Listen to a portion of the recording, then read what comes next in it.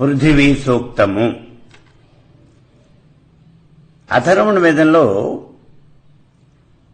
పృథివీ సూక్తము అని ప్రత్యేకంగా చెప్పారు. 12వ కాండలో మొట్టమొదటి సూక్తమే పృథివీ సూక్తం. దీన్ని భూసూక్తం అని కూడా అంటారు. అయితే భూసూక్తము అనేటటువంటి పేరుతో ఇంకో చిన్న సూక్తం గతంలో మనం చెప్పుకున్నాం. భూమిర్భూమ్న అని అంటూ ఒక సూక్తాన్ని చెప్పుకున్నాం మనం. అది పంచసూక్తాల్లో ఒకటి.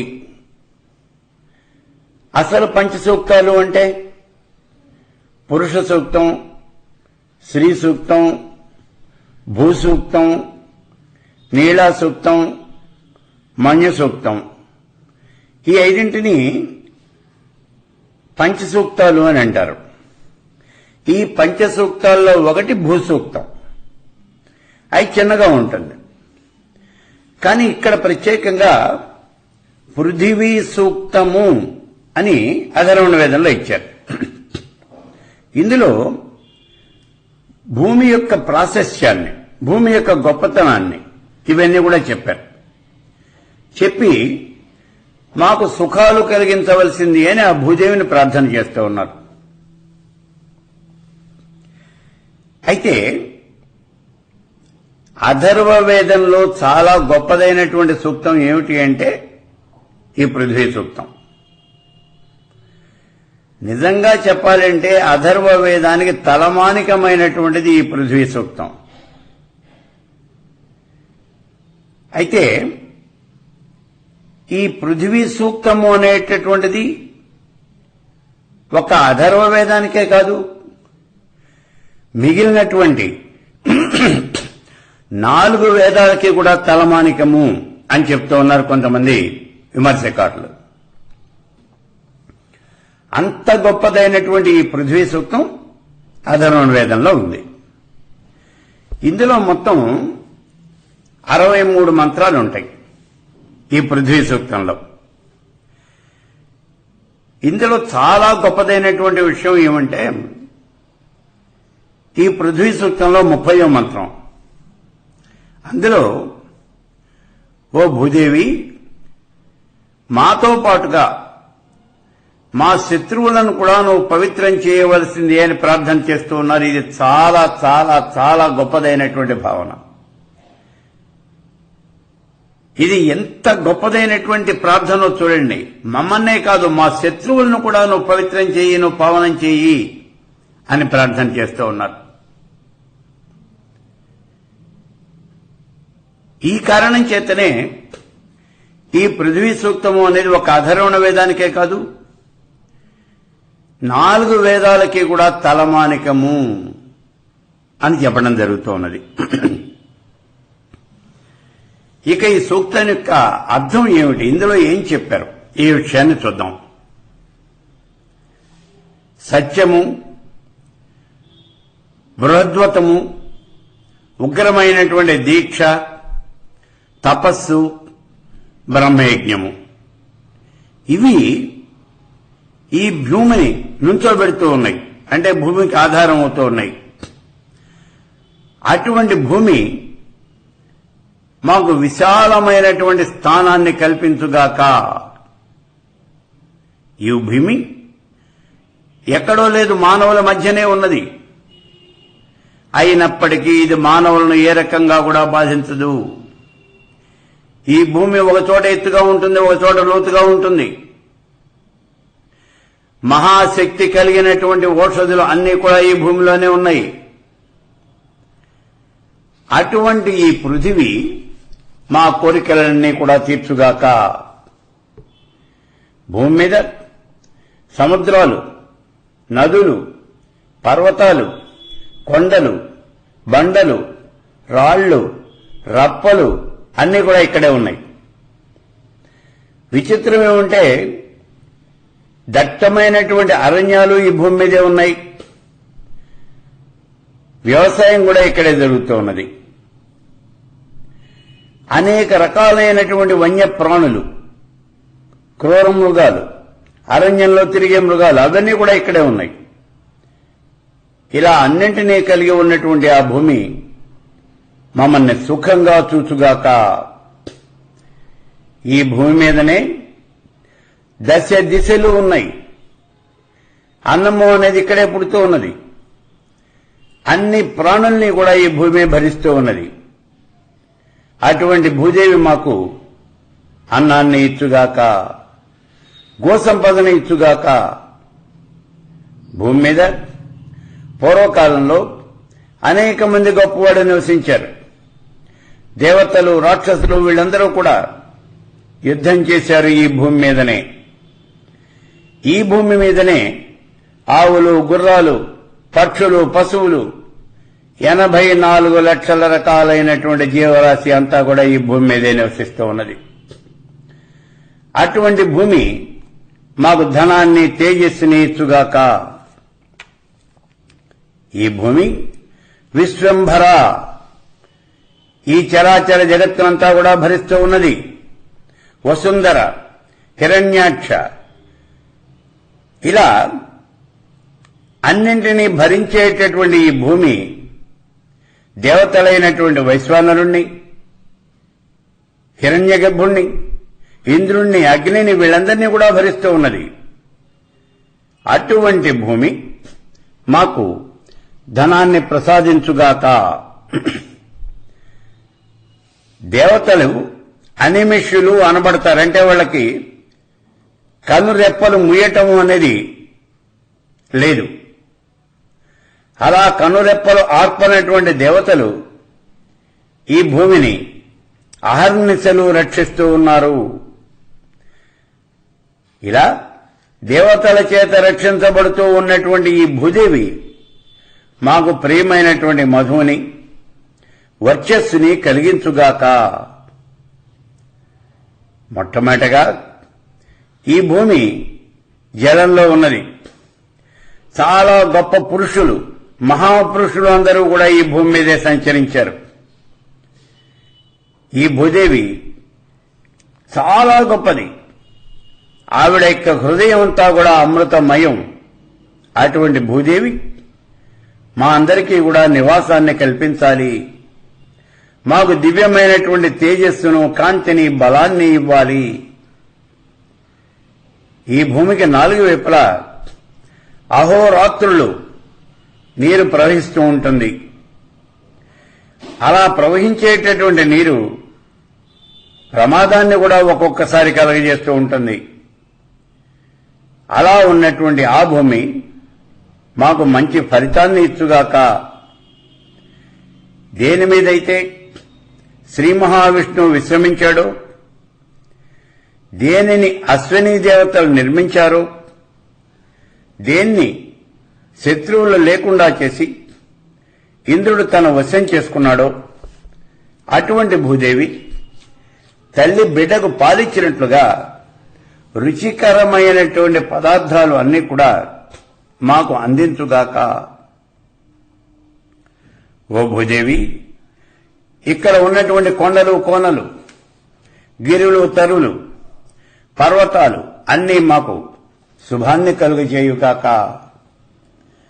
ఓ తల్లి, నీ మధ్య భాగమునందు నీ యొక్క పుష్టిప్రదమైనటువంటి పదార్థములందు, పుష్టిప్రదమైనటువంటి పదార్థాలు అంటే భూమి మీద అనేక రకాలైనటువంటి ప్రదేశాలు ఉన్నాయి. సారవంతమైనటువంటి ప్రదేశాలు, చవిటి నేలలు ఇలా ఉన్నాయి. ఇక్కడ పుష్టికరమైనటువంటివి అంటే సారవంతమైనటువంటి నేలలు అని అర్థం. అలాని మధ్య భాగంలో సారవంతమైనటువంటి ప్రదేశంలో మాకందరికీ కూడా నివాసం కల్పించవలసింది. మమ్మల్ని అందరినీ కూడా ధన్యులుగా చేయవలసింది. ఈ భూమి మాకు తల్లి, పర్జన్యుడు మాకు తండ్రి. మీరిద్దరూ కూడా మమ్మల్ని రక్షించాలి. ఇక్కడ సారవంతమైన నేలలు అని మనం చెప్పుకున్నాం. సారవంతమైన నేలలు అంటే మన దేశంలో గనక చూసినట్లయితే గంగా సింధు మైదానం,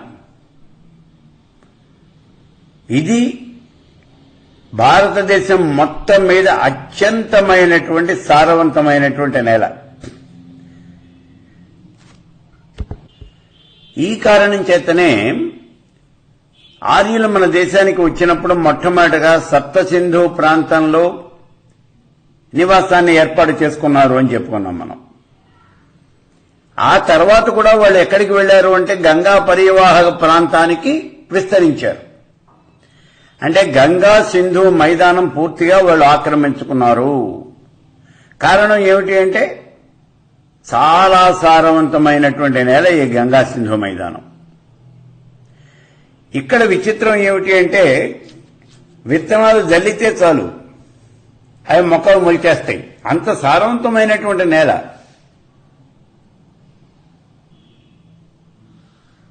నీటికి కొదవ అనేది లేదు.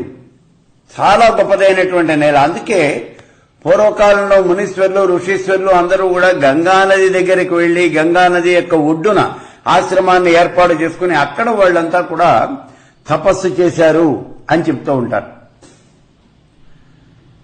ఇంకో విషయం ఏమంటే ఈ గంగా సింధు మైదానం అత్యంతమైనటువంటి సుందరమైన ప్రదేశం. మన దేశంలోనే అత్యంత సుందరమైనటువంటి ప్రదేశం ఈ గంగా సింధు మైదానం. దాని తర్వాత స్థానంలో నుంచునేది గోదావరి డెల్టా. మన రాష్ట్రంలో ఉన్నటువంటి గోదావరి డెల్టా రెండవ స్థానాన్ని పొందుతూ ఉంది. ఇది కూడా సారవంతమైనటువంటిది. ఇలా మనం చూసినట్లయితే అసలు ప్రపంచంలోనే అతి సారవంతమైనటువంటి నేల మధ్యధరా శీతోష్ణ స్థితి, ఆ మధ్యధరా ప్రాంతం. అది బ్రహ్మాండమైనటువంటి నేల. అసలు ప్రపంచంలో దానికి తిరుగు అనేది లేదు. అంత గొప్పదైనటువంటి నేల అది. వర్షాలు సమంగా పడతాయి. ఎక్కువ పడవు, తక్కువ పడవు. నీటికి ఏ రకమైనటువంటి కరువు అనేది ఉండదు. పంటలు బాగా పండుతాయి. పశు సంపద విపరీతంగా ఉంటుంది. పండ్ల చెట్లు విపరీతంగా ఉంటాయి. అసలు అక్కడ ఆ మధ్యధరా ప్రాంతంలో నివసించేటటువంటి వాళ్ళకి మనం చెబుతూ ఉంటాం చూడండి, మా ఇంట్లో కుండల కొద్దీ కడవల కొద్దీ పాలు ఉండాలి, పెరుగు ఉండాలి, నెయ్యి ఉండాలి అని. ఇవన్నీ కూడా మధ్యధరా ప్రాంతంలో ఉంటాయి. అక్కడ వాళ్ళకి బాగా దొరికే ఆహార పదార్థాలు ఏమిటి అంటే పాలు, పెరుగు, నెయ్యి, వెన్న, ఈ పాలతో చేసిన పదార్థాలు. ఇవే వాళ్ళు బాగా వాడేటటువంటి పదార్థాలు. అలాగే పండ్లు, దానిమ్మ, యాపిల్, కమల, ఇటువంటి ఈ పండ్లన్నీ కూడా విపరీతంగా ఉంటాయి. అక్కడ పండ్ల తోటలు, పూల తోటలు, పశు సంపద విపరీతంగా ఉంటుంది. దాన్నే ఈ మధ్యధరా ప్రాంతాన్ని ప్రపంచంలో భూలోకంలో స్వర్గము అని అంటారు. మన భారతదేశంలో కనుక తీసుకున్నట్లయితే ఈ గంగా సింధు మైదానం భూలోకంలో స్వర్గము అని మనం చెప్పుకోవచ్చు. ఇవి సారవంతమైనటువంటి నేలలు అంటే. ఇక ఆ తర్వాత సూక్తంలో చెప్తూ ఉన్నారు 13వ సూక్తంలో, ఈ నేల మీదనే వేదాలు అనేవి పుట్టాయి. ఈ నేల మీదనే అన్ని రకాలైనటువంటి కర్మలు కూడా చేస్తూ ఉన్నారు. ఈ నేల మీదనే యజ్ఞాలు, యాగాలు, క్రతువులు చేస్తూ ఉన్నారు. ఇవన్నీ చేయటానికి యూపస్తంభాలు పాతుతూ ఉన్నారు. ఈ నేల మీదనే అనేకమైనటువంటి గోదానాలు ఇస్తూ ఉన్నారు. అటువంటి ఈ భూమి మాకు అన్ని రకాలైనటువంటి శుభాలు కూడా కలిగించాలి అని ప్రార్థన చేస్తూ ఉన్నారు. ఓ భూమాత, మమ్మల్ని ద్వేషించేటటువంటి వాళ్ళందరినీ కూడా హతమార్చవలసింది. ఎవరైనా మమ్మల్ని ద్వేషించినట్లయితే మా శత్రువుల్ని, అలాగే మమ్మల్ని ద్వేషించే వాళ్ళని హతమార్చు. మాకు వ్యతిరేకంగా పనిచేసే వాళ్ళనందరినీ కూడా సంహరించు. మాకు హాని కలిగించే వాళ్ళని నాశనం చెయ్యి. ఓ భూదేవి, ఇక్కడ మానవులు తిరుగుతూ ఉన్నారు. వీరితో పాటుగా అనేక మంది.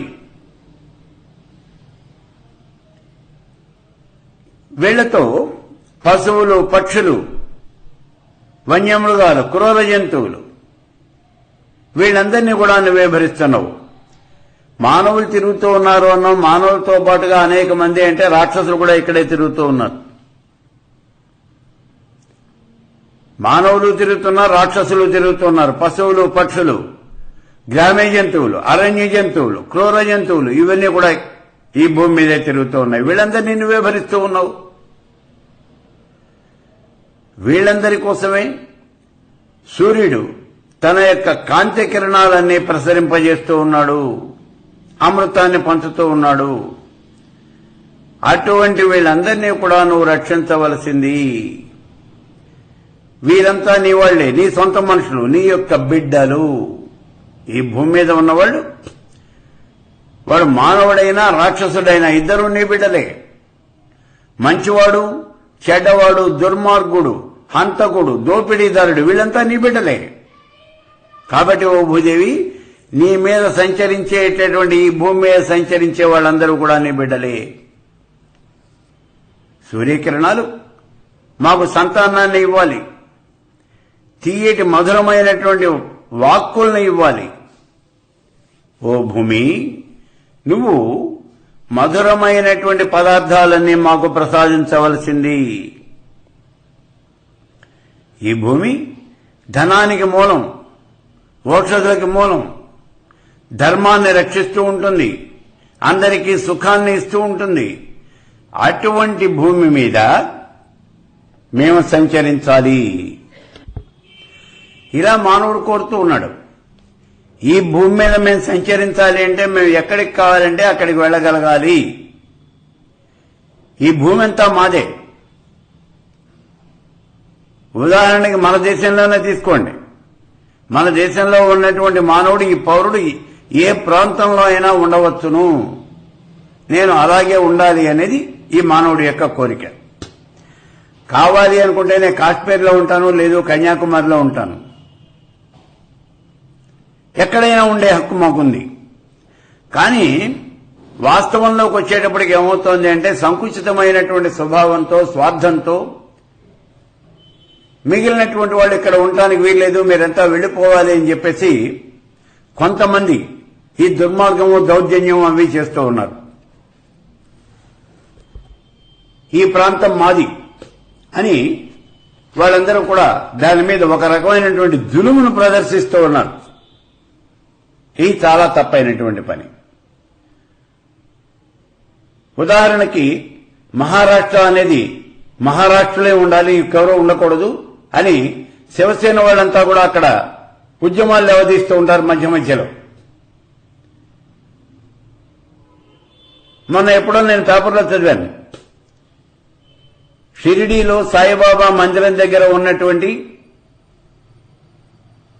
తెలుగు వాళ్ళకి సంబంధించినటువంటి ఆ బోర్డులు ఉన్నాయి చూడండి, అవన్నీ కూడా తీసి నేల మీద పారేశారు. ఇవన్నీ ఇక్కడ ఉండటానికి వీల్లేదు అని చెప్పేసి వాళ్ళు ఉద్యమాన్ని అక్కడ లేవతీశారు. నిజంగా చెప్పాలంటే షిరిడి సాయిబాబాకు ఉన్నటువంటి ఆస్తుల్లో 60 నుంచి 70% దాకా ఇచ్చినటువంటి ఆస్తులు మనవే, మన వాళ్ళు ఇచ్చినటువంటివే. కానీ మనం అక్కడికి వెళ్ళటానికి ఉండటానికి వీల్లేదు. ఇది వాళ్ళ యొక్క ఇది. అక్కడ దాకా ఎందుకు అసలు? ఆంధ్రులు ఎవరో కూడా తెలంగాణలో ఉండటానికి వీల్లేదు అని సాక్షాత్తు ముఖ్యమంత్రి అయినటువంటి కేసీఆర్ గారే చాలాసార్లు సెలవిచ్చారు. ఇదంతా కూడా కేవలము సంకుచితమైనటువంటి మనస్తత్వము, స్వార్థము, అంతగానే ఇంకేం లేదు. కానీ మానవుడు కోరుతున్నది ఏమిటి అంటే ఈ విశాలమైనటువంటి భూమి మీద ఎక్కడ కావాలంటే అక్కడ నేను ఉండటానికి నాకు అవకాశము అనేది ఉండాలి, ఉండగలగాలి అని అడుగుతూ ఉన్నాడు. ఓ భూమి, నువ్వు అనేక మందికి నివాసాన్ని కలిగిస్తూ ఉన్నావు. దేవరాజైనటువంటి ఆ ఇంద్రుడు 1000 కళతో నీకు రక్షణ వలయాన్ని ఏర్పాటు చేశాడు. ఇక్కడ నివసించే మాకందరికీ కూడా బంగారము వంటి దివ్యమైనటువంటి తేజస్సును కలిగించవలసింది. మమ్మల్ని ఎవరూ కూడా ద్వేషించకుండా చూడవలసింది. అగ్ని అనేది అనేక చోట్ల ఉంది. భూమి మీద ఉంది, జలంలో ఉంది, రాళ్లలో ఉంది. అలాగే ఈ అగ్ని అనేది ఆవుల యందు అశ్వముల యందు కూడా ఉన్నది అని చెప్తూ ఉన్నాడు. ఇక్కడ మనకి చాలా చిన్న అనుమానం వస్తుంది. భూమి మీద ఉన్నది, ఇది అగ్ని కనిపిస్తూనే ఉంది. జలంలో ఉన్నది, జలంలో ఉన్నటువంటిది బడబాగ్ని అన్నాం. రాళ్ల యందు ఉన్నది, 2 రాళ్లు గనక ఒరిపిడి కలిగించినట్లయితే అందులో నుంచి అగ్ని పుడుతుంది, ఇది కళ్ళకు కనిపిస్తోంది. మానవుల యందు ఆవుల యందు అశ్వముల యందు కూడా ఉన్నది జఠరాగ్ని. మానవ దేహంలో ఉన్నటువంటి జఠరాగ్ని, అలాగే ఈ జంతువుల దేహంలో కూడా. దానివల్లనే మనం తిన్నటువంటి ఆహారం అంతా కూడా జీర్ణం అవుతూ ఉన్నది అని చెప్తోంది సైన్స్. కాబట్టి ఈ అగ్ని అనేది అన్ని చోట్ల ఉంది. అగ్ని అనేది స్వర్గలోకంలో ఉంది, అంతరిక్షంలో ఉంది. భూమి మీద ఉన్నటువంటిది అగ్ని, స్వర్గలోకంలో ఉన్నది సూర్యుడు, అంతరిక్షంలో ఉన్నది వాయువు. ఇలా 3 పేర్లతోనూ కూడా అక్కడ ఉన్నది అగ్ని ఉన్నది. సముద్రంలో ఉంది. ఇటువంటి అగ్నిని మానవులంతా కూడా ఆహుతులిచ్చి ప్రజ్వలింపజేస్తూ ఉన్నారు. ఈ అగ్ని దేని యందు నివసిస్తూ ఉన్నదో, ఏది అగ్ని యొక్క ధూమాన్ని తెలియజేస్తూ ఉన్నదో అటువంటి భూమి మమ్మల్ని శక్తివంతులుగా చేయుగాక. భూమి మీద యజ్ఞాల్లో దేవతలందరికీ కూడా మేము హవిస్సు అర్పిస్తూ ఉన్నాం. మానవులేమో జలం వల్ల, అన్నం వల్ల జీవిస్తూ ఉన్నారు. అటువంటి భూమి మాకు ఆయుష్, ప్రాణము ఇచ్చి అపమృత్యువు లేకుండా మా ఆయువు ఉన్నంత వరకు మేము జీవించేటట్లుగా చేయవలసింది. భూమి సుగంధాన్ని వెదజల్లుతుంది. ఆ సుగంధం గంధర్వులు, అప్సరసలు, ఓక్షసులు ఇవన్నీ కూడా ఆస్వాదిస్తూ ఉన్నారు. వీళ్ళందరూ కూడా ఆస్వాదిస్తూ ఉన్నారు. అటువంటి సుగంధాన్ని మాకు అందించవలసింది. ఈ భూమి మీద మమ్మల్ని ద్వేషించేవాళ్ళు అనేవాళ్ళు ఎవరు ఉండకూడదు. మమ్మల్ని ద్వేషించేవారు ఉండకూడదు. మమ్మల్ని ద్వేషించేవారు ఉండకూడదు అంటే నేనంటే గిట్టనటువంటి వాళ్ళు, నన్ను ద్వేషించేవాళ్ళు మరణించాలి అని కాదు. ఇక్కడ వాళ్ళకి ఇష్టం లేని పనులు గనక మనం చేసినట్లయితే, వాళ్ళకి హానికరమైన పనులు మనం చేసినట్లయితే మనం ద్వేషిస్తారు వాళ్ళు. కాబట్టి అటువంటి హానికరమైనటువంటి పనులు, ఇతరులకు నచ్చనటువంటి పనులు, ఇతరులకి హానికరమైనటువంటి పనులు నేను చేయకుండా ఉండుగాక. అది ఇక్కడ ప్రార్థన. అంతేగాని ద్వేషించే వాళ్ళంతా కూడా టపాటపా చచ్చిపోవాలి అని మాత్రం కాదు. ఓ భూమి, పురుషులయందు, స్త్రీలయందు, భగునియందు, అశ్వములయందు, నీడలయందు, మృగాలయందు, వీటిల్లో ఉన్నటువంటి నీ సుగంధం, అలాగే కన్యలయందు ఉన్నటువంటి వర్చస్సు, ఇవన్నీ కూడా మాకు ఇప్పించవలసింది. మమ్మల్ని ద్వేషించేవాళ్లు ఉండకూడదు. అంటే అందరికీ నచ్చే రీతిలో మేము జీవన విధానాన్ని సాగించాలి. ఇదే వాళ్ళు చేస్తున్నటువంటి ప్రయత్నం. ఈ ప్రార్థనే మళ్ళీ రెండోసారి కూడా చెప్పారు. మమ్మల్ని ద్వేషించే వాళ్ళు ఉండకూడదు అంటే మేము ముందు ఎవరిని ద్వేషించకూడదు. అది ఇక్కడ అర్థం. మనం ద్వేషించకుండా ఉంటే వాళ్ళు ద్వేషించరు. ఓ ధరిత్రి, నీ మీద అనేకమైనటువంటి శిలలు, పెద్ద పెద్ద రాళ్లు, బండరాళ్లు, కొండలు, చిన్న చిన్న గులకరాళ్లు, ఇవన్నీ ఉన్నాయి. ఇలా నువ్వు అనేకమైనటువంటి రూపాలతో ఉన్నావు. భూమి ఎలా ఉన్నది అంటే రాళ్లు, రప్పలు, కొండలు, బండలు, ఎడారులు, చవిటి నేలలు, సారవంతమైన నేలలు, గరుకు నేలలు, ఇట్లా అనేక రకాలైనటువంటి నేల. ఇన్ని రకాలుగా ఉన్నటువంటి భూమికి నేను నమస్కారం చేస్తూ ఉన్నాను. దేని మీదైతే ఓషధులన్నీ కూడా స్థిరంగా నుంచుని ఉన్నాయో, ఏదైతే సమస్తాన్ని భరిస్తూ ఉన్నదో అటువంటి భూమిని నేను స్తుతి చేస్తూ ఉన్నాను, అటువంటి భూమికి నేను నమస్కారం చేస్తూ ఉన్నాను. అమ్మా భూమి, మేమంతా కూడా నిన్ను కాళ్ళతో తాకుతూ ఉన్నాం, కాళ్ళతో తంతూ ఉన్నాం, కాళ్ళతో తొక్కుతూ ఉన్నాం, నీ మీద నడుస్తూ ఉన్నాం, నీ మీదే నుంచుంటున్నాం, కూర్చుంటున్నాం, పడుకుంటున్నాం, నీ మీద మేము గోతులు తీస్తూ ఉన్నాం.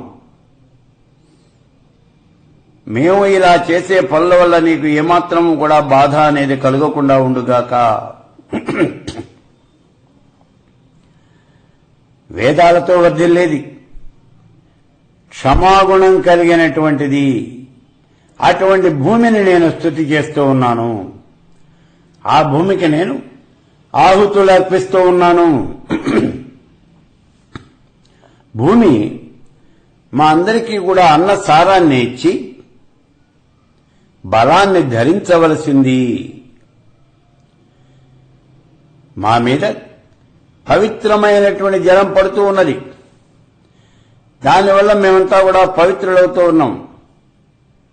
దాన్ని మేము మా శత్రువులకు ఇస్తూ ఉన్నాం. ఓ భూదేవి, మా శత్రువులను కూడా నువ్వు పవిత్రం చేయవలసింది. భూమి మీద ఉన్నటువంటి దిశలన్నీ కూడా మేము నడిచేటప్పుడు సుఖప్రదమగుగాక. మేము పడిపోకుండా ఉండాలి. ఓ భూమి, తూర్పు దిక్కు నుంచి నన్ను రక్షించు, దక్షిణం నుంచి నన్ను రక్షించు, పడమటి వైపు నుంచి రక్షించు, ఉత్తరం వైపు నుంచి రక్షించు, అలాగే పైనుంచి కింద నుంచి అన్ని వైపుల నుంచి కూడా నన్ను రక్షించవలసింది. నాకు అన్నీ కూడా శుభాలే కలిగజేయి. దొంగల నుంచి, దోపిడీదారులు, హంతకులు, వీళ్ళందరి నుంచి కూడా నన్ను కాపాడవలసింది. ఓ భూమి, మిత్రుడైనటువంటి సూర్యుని ముందు నిన్ను చూస్తూ ఉన్నంత వరకు నా దృష్టి తగ్గకుండా ఉండుగాక. ఓ భూమి, నువ్వు అందరికీ కూడా ప్రీతిని కలిగిస్తూ ఉన్నావు. నేను పడుకున్నప్పుడు అటు ఇటు దొల్లుతూ ఉంటాను. అటువంటి సమయంలో నన్ను ఏమాత్రము కూడా హింసించవద్దు. నేను గనక నిన్ను తవ్వినట్లయితే నువ్వు వెంటనే నిండిపోతావు. కానీ నేను మాత్రం నీ హృదయాన్ని నింపకుండా ఉండలేకపోతూ ఉన్నాను. భూమి మీద మనం ఏదైనా ఒక గొయ్యి తవ్వినట్లయితే అటువంటి గోతులన్నీ కూడా సంవత్సరం లోపుగా నిండిపోతాయి అని ఇంద్రుడు భూమికి వరం ఇచ్చాడు. అందుకే ఇక్కడ అంటూ ఉన్నాడు, నేను గనక నీ మీద ఏదైనా ఒక గొయ్యి తవ్వినట్లయితే నువ్వు వెంటనే నిండిపోతావు అని చెప్తూ ఉన్నాడు. కానీ నీ హృదయాన్ని మాత్రం నేను నింపలేకపోతూ ఉన్నాను. అమ్మా, రోజులు, పక్షాలు, మాసాలు, ఋతువులు, సంవత్సరాలు ఇవన్నీ కూడా నీకోసమే ఏర్పడ్డాయి తల్లి. అవన్నీ కూడా మాకు ఫలప్రదం కావాలి. ఈ భూమి పవిత్రమైనటువంటి శీలం కలిగినటువంటిది, మెల్లగా కదులుతుంది. ఈ నీళ్లలో ఉన్న అగ్ని భూమి మీద ఉంది. ఈ అగ్ని దేవతలకు సుఖాన్ని ఇస్తుంది. కానీ దేవతలకు శత్రువులైనటువంటి రాక్షసులకు మాత్రం ఈ అగ్ని సుఖాన్ని ఇవ్వదు. ఈ భూమి ఇంద్రుణ్ణి వరించింది, అంతేకాని వృత్రాసురుణ్ణి వరించలేదు. అందుకే ఈ భూదేవి పవిత్రశీల, ధర్మశీల అనబడుతూ ఉన్నది. ఈ భూమి మీద హవిస్సులు అర్పించడానికి యజ్ఞకుండాలన్నీ కూడా నిర్మించారు. దీని మీదే బ్రాహ్మణులంతా కూడా వేదమంత్రాలు గానం చేస్తూ ఉన్నారు. ఋత్విక్కులందరూ కూడా ఇంద్రుడి కోసం సోమయాగాన్ని చేస్తూ ఉన్నారు, సోమాన్ని అర్పిస్తూ ఉన్నారు. ఇటువంటి భూమి మీద దేవతల కోసం అనేకమైనటువంటి యాగాలు, యజ్ఞాలు, క్రతువులు చేస్తూ ఉన్నారు.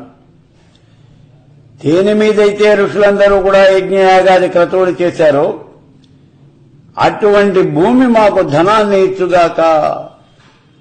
రక్షణగా ఇంద్రుడు మా ముందు నడవాలి అని ప్రార్థన చేస్తూ ఉన్నారు. ఏ భూమి మీదైతే సత్పురుషులు ఆడుతూ పాడుతూ తిరుగుతూ ఉంటారో, ఎక్కడైతే దుందుబులు మోగుతూ ఉంటాయో ఆ భూమి నా శత్రువులందరినీ కూడా గెంటివేయాలి, నాకు శత్రువులు లేకుండా చేయుగాక.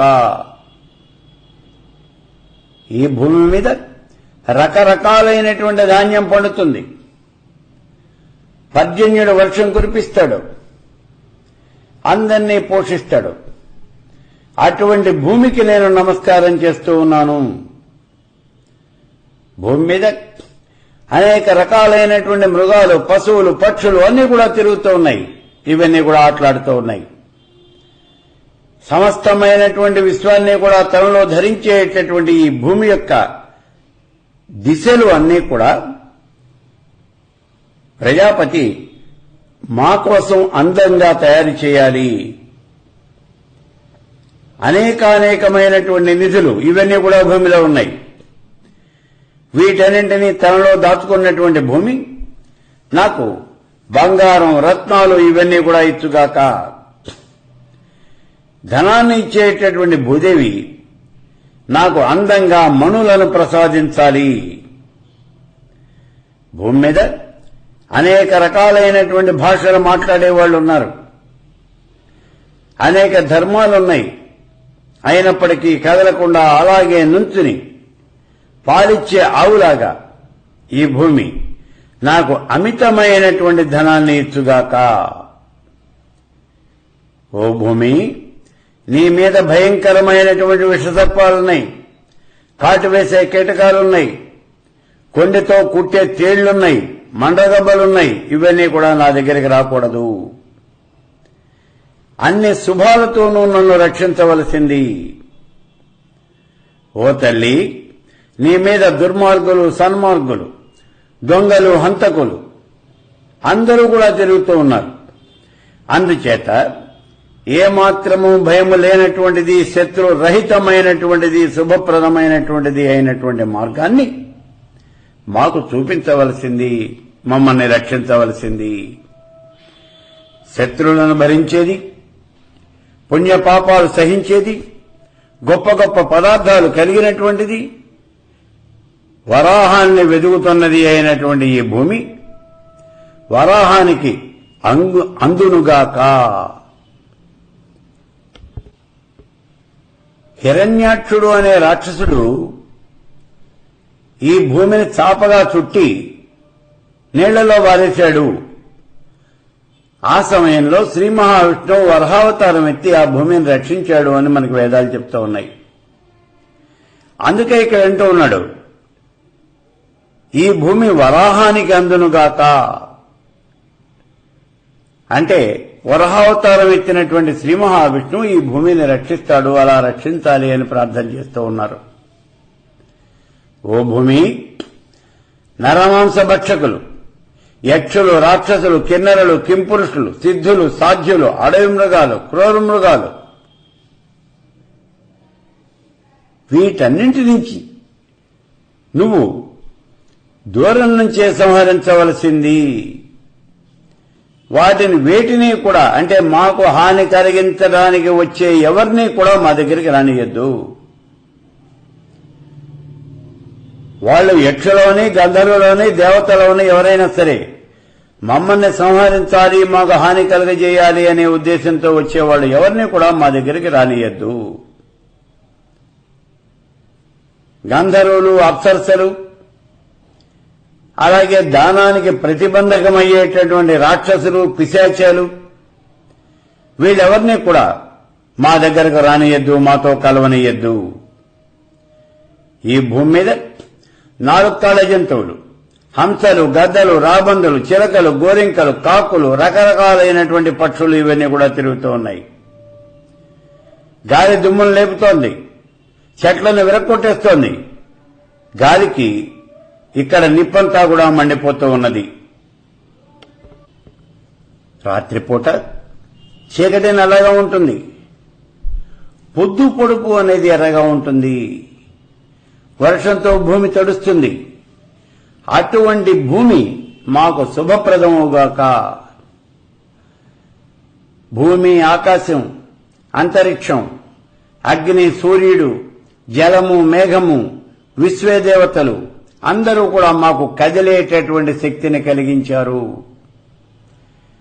నేను శత్రువులందరినీ కూడా అణిచివేస్తాను. నా పేరే శత్రుదమనుడు. నేను సర్వదమనుడను, అన్నింటినీ కూడా అణిచివేస్తాను. దశ దిశల యందు ఉన్నటువంటి శత్రువులందరినీ కూడా అణిచివేస్తాను. ఓ భూమి, నువ్వు విస్తరించేటప్పుడు దేవతలు నీతో ఓ భూమి విస్తరించు అన్నారు. అప్పుడు అందరి ప్రాణాలు కూడా నీలో ప్రవేశించాయి. ఆ సమయంలోనే 4 దిక్కులు కూడా ఏర్పాటు చేశావు. భూమి మీద గ్రామాలు, అరణ్యాలు, సభలు, సంగ్రామాలు, యుద్ధతంత్రాలు ఇవన్నీ జరుగుతూనే ఉంటాయి. అటువంటి భూమిని మేమంతా కూడా అందంగా వర్ణిస్తూ ఉన్నాం. భూమిలో పుట్టినటువంటివి, భూమి పైన పుట్టినటువంటివి ఇవన్నీ కూడా గుర్రంలాగా దుమ్ము లేపుతూ ఉన్నాయి. ఈ భూమిలో ఓషధులు, వనస్పతులు అన్నీ పుడుతూ ఉన్నాయి. వాటన్నింటితోనూ కూడా ఈ భూమి లోకాలను రక్షిస్తూ ఉన్నది, పోషిస్తూ ఉన్నది. నా మాటలు ఎప్పుడూ కూడా వినసొంపుగా ఉండుగాక. నా చూపు పడినటువంటి వాడు నాకు సేవకుడవుగాక. నేను మంచి దీప్తివంతుడను, వేగవంతుడను అయి ఇతరులందరినీ కూడా రక్షిస్తాను. నన్ను భయపెట్టే వాళ్ళందరినీ కూడా సంహారం చేస్తాను. ఈ భూమి పూర్తిగా శాంతమై అందరికీ సుఖాన్నిస్తుంది, అన్నాన్నిస్తుంది. అలాగే నా పక్షానే పలుకుతుంది. అన్నం తినే కంచం ఆ సమయంలో బయటికి వచ్చినట్టుగా సముద్రంలో పడి ఉన్నటువంటి భూమిని విశ్వకర్మ తన యొక్క హవిస్సులతో బయటకు తీసుకొచ్చాడు. ఓ భూమి, నువ్వు లోకాలకు ఆధారమైనటువంటి దానివి, వరప్రదాయినివి, విశాలమైనటువంటి దానివి. నీలో తగ్గినటువంటి భాగాన్ని ప్రజాపతి నింపుతాడు. పృథివీ ఫలించునుగాక, మేమంతా ఆరోగ్యంగా ఉందముగాక, క్షయ, కుష్ఠం మొదలైనటువంటి రోగాలు ఏవీ కూడా రాకుండా దీర్ఘాయుష్కులమై ఉండుముగాక. ఈ భూమికి బలులు అర్పిస్తాము. బలి అంటే నివేదన అని అర్థం. అంతేగాని జంతువుల్ని తీసుకొచ్చే నరకటం అనేది కాదు. జంతువుని చంపటం అనేది వ్యావహారికంలో ఉన్నటువంటి అర్థం. కానీ అసలు అర్థం ఏమిటంటే బలి అంటే నివేదన. ఈ భూమికి మేము నివేదనలు అర్పిస్తాము అని చెప్తూ ఉన్నారు ఇక్కడ. ఓ భూదేవి, నన్ను కరుణించు. నాకన్నీ కూడా సిరి సంపదలు కలిగించు, కీర్తి, ప్రతిష్ట ఇవన్నీ కూడా రావాలి. మరణానంతరం నాకు స్వర్గం రావాలి.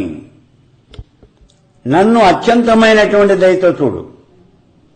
నా కోరికలన్నీ తీర్చు. నాకు ఎప్పుడూ కూడా శుభాన్నే కలగజేయవలసింది అని ప్రార్థన చేస్తూ ఉన్నారు ఈ 63 మంత్రాలతో ఉన్నటువంటి పృథ్వీ సూక్తంలో. చూడండి, ఇక్కడ చాలా గొప్పదైనటువంటి విషయం ఏమిటి అంటే, నేను గతంలో చెప్పాను, 30వ మంత్రంలో చెప్పాను. ఆ 30వ మంత్రానికి అర్థం ఏమిటో మళ్ళీ చూడండి ఒకసారి. మా మీద పవిత్రమైనటువంటి జలం పడుతూ ఉన్నది, దానివల్ల మేమంతా కూడా పవిత్రం అవుతూ ఉన్నాము. దాన్ని మేము మా శత్రువులకు ఇస్తూ ఉన్నాం. కాబట్టి ఓ భూదేవి, మా శత్రువులను కూడా నువ్వు పవిత్రం చేయవలసింది అని ప్రార్థన చేస్తూ ఉన్నారు. అసలు ఈ పృథ్వీ సూక్తంలో ఉన్నటువంటి 63 మంత్రాలకి కూడా తలమానికమైనటువంటిది 30వ మంత్రం. పృథ్వీ సూక్తంలో మొత్తం 63 మంత్రాలు ఉన్నాయి అని చెప్పుకున్నాం. వాటన్నింటిలోకి తలమానికమైనటువంటిది శత్రువులకు కూడా శుభం కలగాలి, వాళ్ళు కూడా పవిత్రులు కావాలి, వాళ్ళ జన్మ ధన్యం కావాలి అని కోరుతున్నది. ఇటువంటి కోరిక, ఇటువంటి భావము అనేది ప్రపంచంలో ఇంకెక్కడా కూడా కనిపించదు. అందుకే ఈ 30వ మంత్రం పృథ్వీ సూక్తానికి తలమానికం. ఆ మంత్రాన్ని కలిగి ఉన్నటువంటి ఈ పృథ్వీ సూక్తం అథర్వణ వేదానికి తలమానికం. అంతేకాదు మిగిలినటువంటి 4 వేదాలకి, అసలు వేదాలు అన్నిటికీ కూడా తలమానికమైనటువంటిది అథర్వణ వేదంలో చెప్పిన పృథ్వీ సూక్తం.